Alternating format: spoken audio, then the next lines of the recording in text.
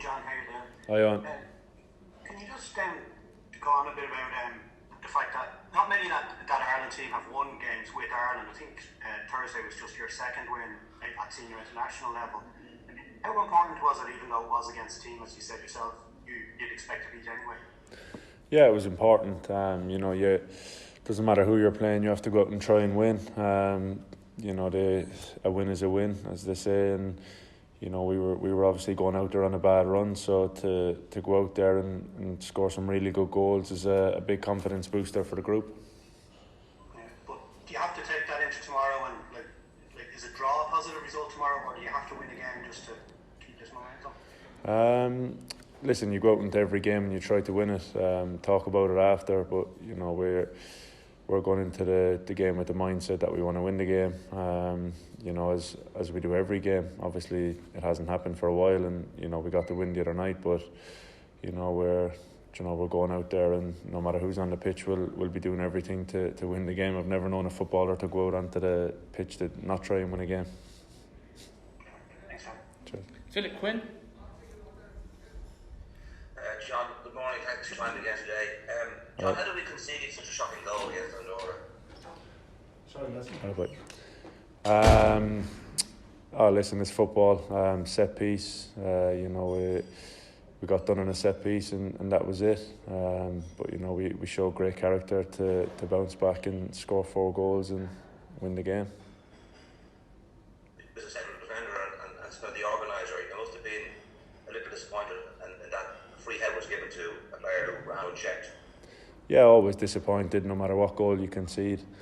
But the main thing is how you bounce back from that. I was really happy with how the lads responded and stayed calm, and put Andorra to the sword after that. And a final one from me. It's a step up tomorrow on Hungary are a better team than Andorra, so from set pieces particularly, we have to be vigilant. Can't afford that sort of slackness again. Yeah. Listen, we know what we want to do in football. We want to go out there and we want to, score goals and not concede them. We want to be positive, and that's what we're going to try and do. Thank you. Brendan, please. John, just a quick one. Interested to know, would you have any interest in watching the Euros, or is it a competition that you wouldn't have any interest in? Just interested to get your views on that. I'll probably watch a few games. There's going to be games on every day, and I know a few people playing in it, so I'll probably keep an eye on them. But there's that part of me that wishes we should be there, and will probably be a bit kind of not wanting to watch it because of that. But yeah, I'll keep an eye on it for sure. But I'll probably have a couple of weeks to switch off first.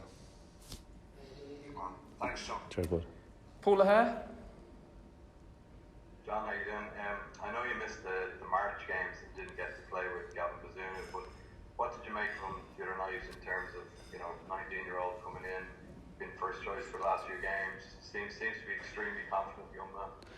Yeah, having trained with him now over the last week and stuff, you can really see how good he is. All 3 keepers, to be fair, Quiveen and Trav as well.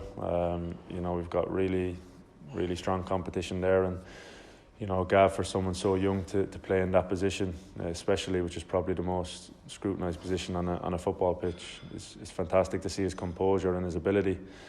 He wouldn't be contracted to Man City, if he didn't have ability, and he's a top young keeper, a top young talent, and hopefully he can keep growing, keep improving, and the sky's the limit for Gav, really. And just finally for me, just in terms of the value of this training camp over the last while, I know obviously the 2 games as well, but when the qualifiers come around in September, you're likely to have maybe 4, 5, 6 players coming back to the squad who aren't involved for various reasons at the moment, some of the senior lads. How much use really is this squad when maybe it could be a completely sort of reshuffled squad come September, and a lot of people wouldn't have benefited from this camp? It's been a fantastic camp, really. To be fair, we stayed, out in Spain in a fantastic place, fantastic training ground.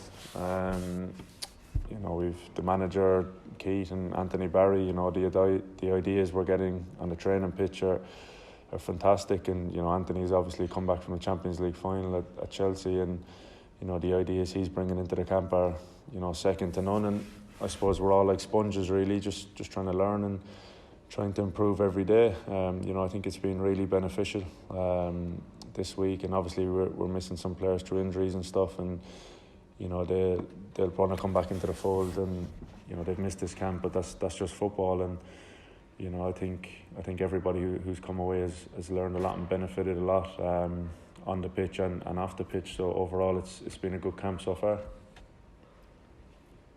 Aidan Fitzmaurice and then Mark McCammon to end it, please. Hi John. Troy Parry said that after the game the other day, he spoke a bit about pressure on particularly himself, Adamida, Aaron Conley kind of coming through when they did and having kind of a difficult year. Do you speak to them about that, just the pressure of growing up on that big stage, of having to put so much scrutiny on you at 18, 19?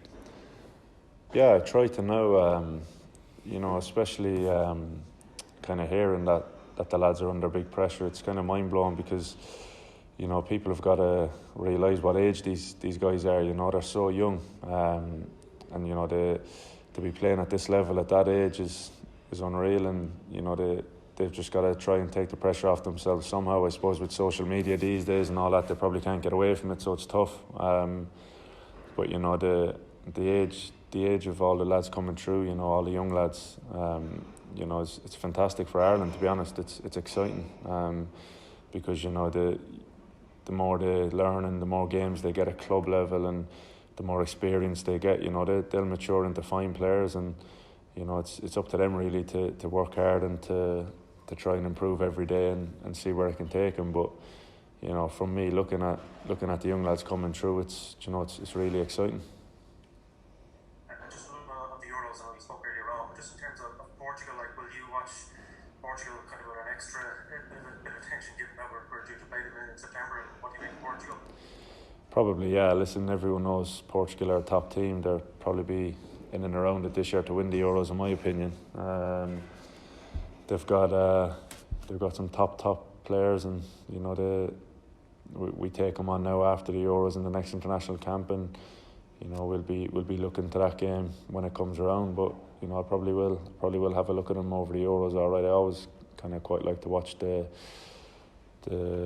Portugal teams, and you know, teams like Spain and Germany and stuff. So I'll be probably watching a few games, yeah. And one more from Mark, please. So what's it like to face Troy Parry in training?